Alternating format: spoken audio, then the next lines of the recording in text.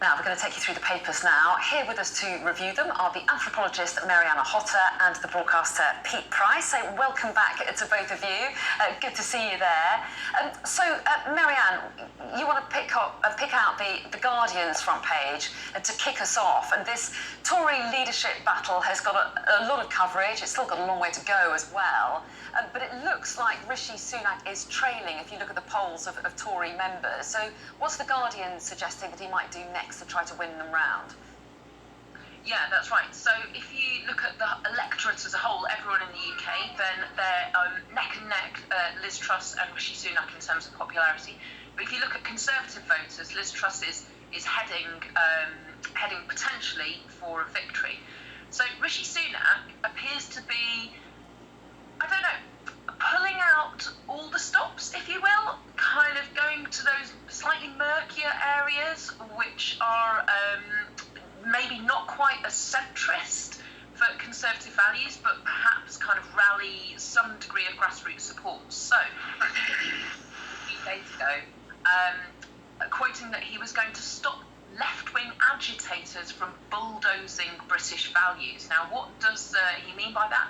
Things like pulling down historic figures, replacing the school curriculum with anti-British propaganda, and rewriting the English language so you can't even use words like man, woman or mother anymore without causing great offence. And you think, my immediate thought, Anna, is, oh, come on, Rishi, you are better than that. And also, come on, Conservative Party members, surely you're better than that as well. This should not appeal to you because it's nonsense. I mean, and he then says that he has zero interest in provoking culture wars. And you go, well, what exactly do you think that was then?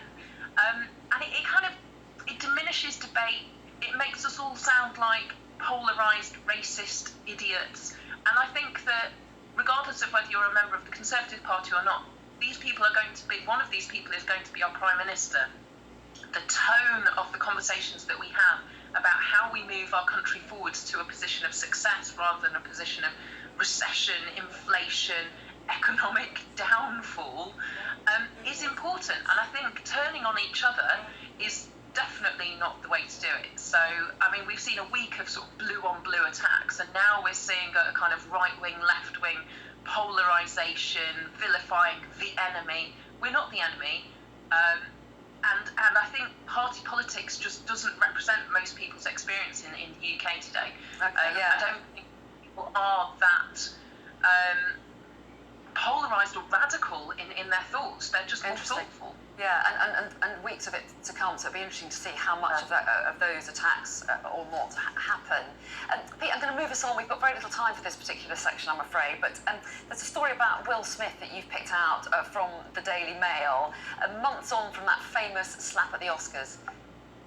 You just summed up the story there, months on. 4 months later, he's apologised and said, I'm here if you want to take my apology. I'm just gobsmacked. 4 months on. It takes a man to apologise. He's done himself a lot of damage. He knows he's done a lot of damage, and that's why he's got to apologise now. But it's too late. Too little, too late. It was a disgrace. He sent out shockwaves within the industry. And, I mean, violence. He's got a huge following, and he's sending out violence to kids. And I just thought it was terrible. 4 months later, I think he's a disgrace. It was a very shocking moment, wasn't it? And I think he says it in the video that he made of the apology. I think he said Chris Rock wasn't quite ready to speak to him yet. Who knows when that might happen? Marianne, let's clip along at a pace and move to the front of the FT. I haven't got it in front of me, so you're going to have to talk me through this, but it's about China and the cost of living, isn't it?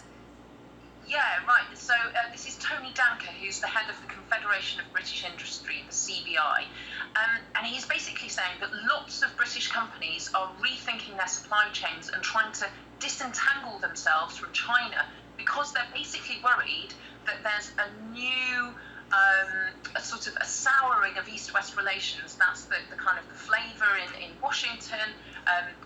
Liz Truss or Rishi Sunak, whoever's going to become Prime Minister, will possibly sort of double down on that, so that those strained relationships between the UK, the US, the West, and China are going to be worse off. And so companies are going to have to look for where they source their products from.